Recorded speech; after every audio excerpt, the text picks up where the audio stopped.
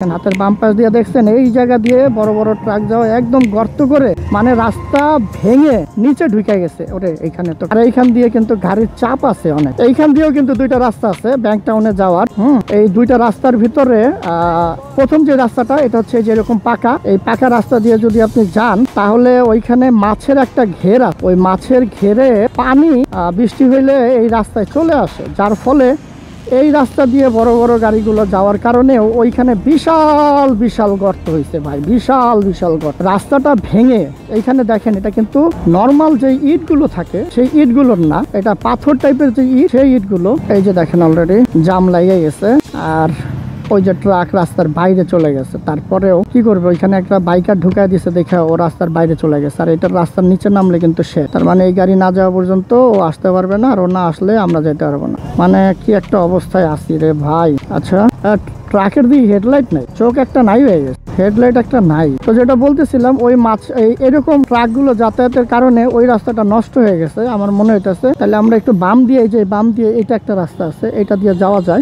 কিন্তু দেখে আসি রাস্তায় কি পানি উঠছে নাকি। যদি পানি উঠে তাহলে আমাদের এই রাস্তা দিয়ে যাইতে হবে, আর যদি পানি না উঠে তাহলে যেটা দিয়ে যাচ্ছি সেটা দিয়ে যাওয়া যাবে। আর আমি ট্যুরে গেলে সবসময় চেষ্টা করি যে লোকাল যেই এরিয়াগুলো, লোকাল যে জায়গাগুলো সেগুলোরে ইউজ করা, তার কারণ আমার ভাল লাগে ওই গ্রামের বা ওই জায়গাটার একটা ফিল, একটা ভাইব পাওয়া যায়। আসেন আসেন, কি অবস্থা। এই যে দেখেন, এই যে দেখেন হাতের বাম পাশ দিয়ে দেখছেন এই জায়গা দিয়ে বড় বড় ট্রাক যাওয়া একদম গর্ত করে মানে রাস্তা ভেঙে নিচে ঢুকে গেছে ওরে। এইখানে তো কাদা আছে রে ভাই, আমার জুতা নষ্ট হওয়া যাবে না।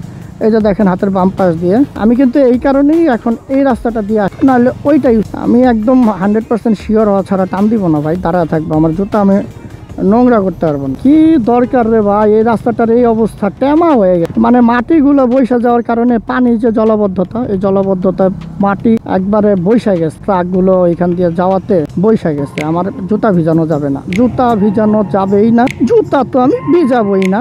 আর সামনে এই যে মাছের ঘেট, এই মাছের ঘেটটার জন্য কিন্তু এইখানে যে জলাবদ্ধতার সৃষ্টি হয়েছে। বৃষ্টির পানি তো আছেই, মাছের ঘেরের একটা ব্যাপার আছে। আমি জুতা তো ভিজাবই না রে ভাই, জুতা তো ভিজাবই না। আরে বাইকের কালারটা তো খুব সুন্দর, টিয়া কালার, সবুজ না টিয়া, মানে হালকা পাতা রং। আচ্ছা, তো এই যে এই রাস্তাটা দিয়ে আমরা যাব হচ্ছে ব্যাংক টাউনের দিকে, আর সামনেই রাস্তাটা শেষ হয়ে যাবে। আর এই গ্রামের রাস্তাগুলো আমি এই কারণে ইউজ করি, মানে অভিজ্ঞতা পাওয়া যায় ভালো, গ্রামের ভাইবটা পাওয়া যায়, মানুষগুলো কীরকম কথা বলতেছে, তাদের আচরণ, হ্যাঁ এগুলো। তার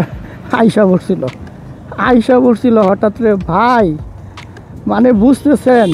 ওই যে আসো, মনটা চায় ঠাস করে একটা কোনা দিয়ে বাড়ি দিয়ে ফালায়, এরকম মনটা চায়। আর আমরা এখন ব্যাংক টাউন থেকে মানে ব্যাংক টাউনের দিকে যাই, এই হচ্ছে ব্যাংক টাউন। আচ্ছা।